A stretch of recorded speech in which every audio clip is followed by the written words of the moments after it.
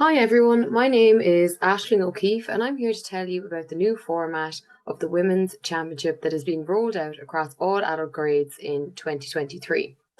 So, as a quick bit of background, Uachtaráin J Handball, Desi Keegan formed a She's Ace committee in April 2022 to have a look at ways of improving women's handball. This committee is made up of 4 women, one from each province. The committee members are Fiona Tully from Connacht, Michelle Warren from Ulster, Ellen O'Connor from Leinster, and myself from Munster. One of the main things we did was that during the summer of 2022, we shared a survey with both current and former women's handball players. What these surveys were trying to do was to find out, one, why women stopped playing handball, and two, what can be done to prevent women from dropping out of handball. So the survey results. So the most striking result from the survey was that there was a clear majority who thought that change was needed. 63% of current women's handball players think we need to change the singles format in women's handball. The main reasons are they want more of a tournament style of handball and to incorporate a drop-down system similar to the She's Ace tournament format. What do I mean by a drop-down system? Well, the idea that if you lose your first game, you still get to play a second game. So we took this away and we thought of ways in which we could bring this into the championship. The She's Ace Championship.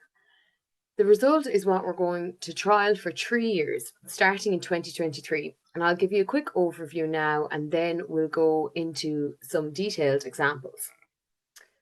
So the problem right now, Orla and Siobhan win the Junior B doubles title. Orla also wins the Junior B singles title in the same year, but Siobhan was beaten in the second round of the Junior B singles championship. Siobhan feels she's a great doubles player, but she still needs time to develop as a singles player. She can't wait to play in the junior doubles next year, but she's dreading playing in the junior singles. The following year, Orla and Siobhan win one game in the junior doubles, but they're very badly beaten in the second round. Orla gets to the semi-final of the junior singles, but poor Siobhan is very badly beaten in the first round. Siobhan wishes she can play in the junior B singles again, but the current rules don't allow her to. So the solution. So the basic idea is that a player plays a grading game. Those who played in the ICHA InterVarsities will be familiar to how this works. Under the new system, Siobhan gets to play a grading game. If she wins her grading game, she plays in the Junior Championship. If she loses, she plays in the Junior B Championship. It's different for Orla because she won the Junior B singles the year before. She has to play in the Junior Championship this year. If Orla loses her grading game, she's out of the championship, just like under the old rules. So there are 5 main principles that will be followed when running the championship. So the first one, players enter a championship grade based on the current rules. So first of all, players who won intermediate in the prior year must enter senior. Players who've won junior or minor in the prior year must enter intermediate. Players who have won junior B in the prior year must enter junior. All other players must enter junior B. The second principle, players are seeded based on the following results. Points are earned for entering each competition. So the competitions, the 4 of them are the 2023 She's Ace, which will be January 2023, the 2022 Nationals for February 2022, the 2022 Golden Gloves, which was in November 2022, and finally the 2022 All-Ireland Singles Championships, which concluded in March 2022. This rule encourages players to enter as many competitions as possible. Then our third principle, a preliminary grading round is played to determine the grade in which the player will actually compete in the championship. Again, I'll go through an example in a minute of how it works. Then, number 4, after the grading round is played, the following is the maximum number of players that will be left to compete in each grade. So senior, you'll have 8, intermediate 16, junior 16, junior B 16. Junior C grade will be added if there are more than 16 junior B players remaining after the grading round. To ensure a competitive championship for each grade, efforts will be made to have at least 8 competing in each grade. This will depend on entries. And then the final principle, number 5, it will no longer be possible to enter both the senior and intermediate championship. So up until now, the intermediate player is allowed to enter both the senior and intermediate championship. That doesn't work with this new format. Instead, they would enter in a preliminary round whereby if they win, they go to play senior, and if they lose, they go to play intermediate. We'll see in a minute how this works. So additional rules. There are a few additional rules to be brought in to make it fair for everyone. Firstly, it's now possible to win certain grades more than once. Under current rules, if a player wins a Junior B title, singles or doubles, they are never allowed to play Junior B singles or doubles ever again. This has now changed.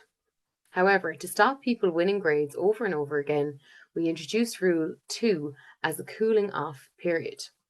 A player who wins a grade in the immediately preceding year will not be entitled to compete in the knockout round in that grade, like Orla in the last example. So, for example, Deirdre wins the Intermediate Championship in 2022. In 2023, she enters the Senior Championship and loses her grading game. As she won the Intermediate Championship in the immediately preceding year, she's not entitled to compete in the knockout stages of the Intermediate Championship. However, in 2024, Deirdre enters the Senior Championship again and loses her grading game. She can now play in the knockout stages of the 2024 Intermediate Championship as her 1-year cooling off period has ended.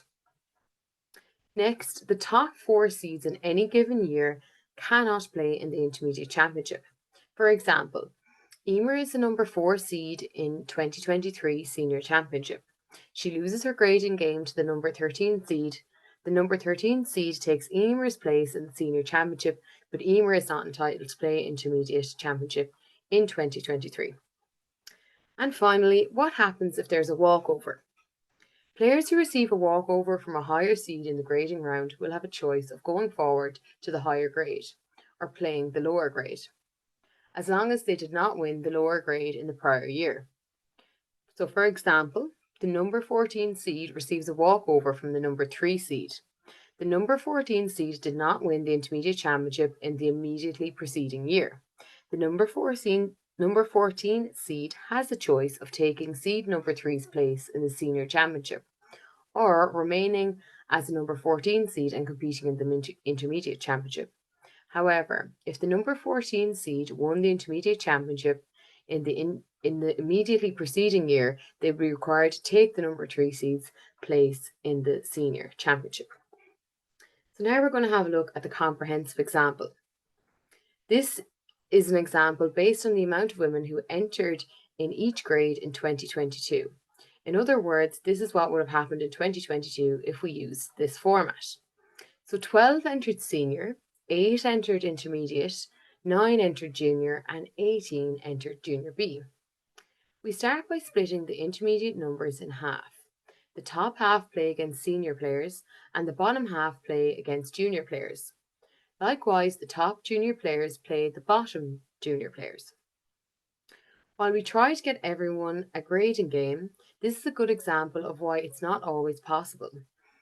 It always will depend on numbers. However, down as far as player 40 will get a grading game.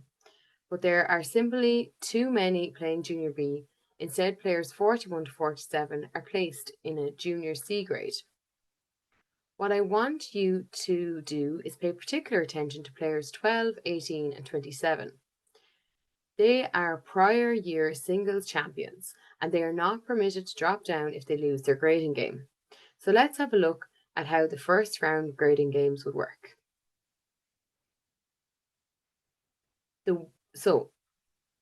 First up, in the senior intermediate bracket, 1 plays 16 and 2 plays 15 and so on.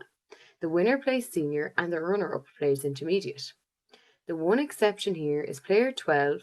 Let's assume they lose their game to player 5 because they won the intermediate singles championship the previous year. They are out of 2023 championship.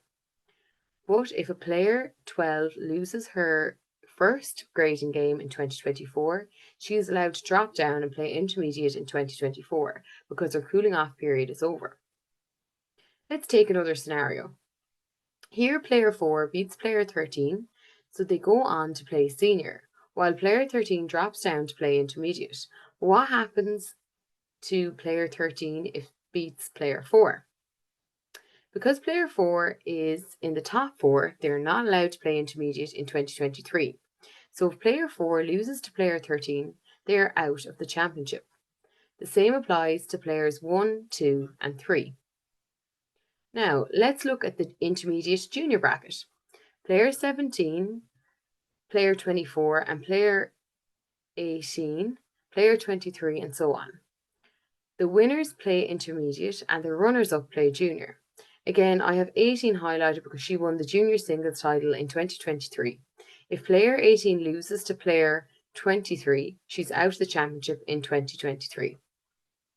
Next, in Junior B, the winners play junior and the runners-up play junior B. Again, I have player 27 highlighted here, but she's not a problem in this example because she wins her grading game. And finally, we have a few players in Junior B and the Junior C bracket. The winners play Junior B and the runners-up play Junior C. At the bottom of the page, you see that I have 2 preliminary Junior C games because the numbers don't work to give everyone a grading game. So round 2. Let's have a look at round 2 after each of the grading games. Remember, round 2 is a knockout game for everyone. Senior, we're looking at quarterfinals. Intermediate is a round of 16. However, because we have only 11 players left, since player 12 isn't allowed to play intermediate in 2023, players 9, 10, and 11 get a bye to the quarterfinal. There are 9 players left in junior, so we have just one round of 16 match leading into the quarterfinals. Junior B has straight quarterfinal and Junior C is left a quarterfinal. If you look to the left-hand side of the screen, you'll see the original entries. If you track the colours over to the right-hand side, you'll see which grade each player ended up in. A couple of things to take note of here. 12 players entered senior, but 3 of them dropped down to intermediate. Remember, player 12 can't do that in 2023. 8 players entered intermediate, but we ended up having a championship with 11 players. 18 players entered Junior B and they were split between Junior B and Junior C. Now, very quickly, this is an example of how it will look in the 60x30. You'll see that we have less players, but the same concept is applied. Just to clarify, this new format isn't being rolled out for the Wall Ball Championships at this time. Finally, some key takeaway points. More games for players, grading games to ensure players compete at the appropriate level, and a greater enjoyment through more competitive handball. Every player can gain something from this new format, but nobody will lose anything. We hope the new format helps us to grow the women's game and keep players involved in competition as much as possible, and at a grade that suits their playing ability and their training commitment. Thank you so much for listening to this video.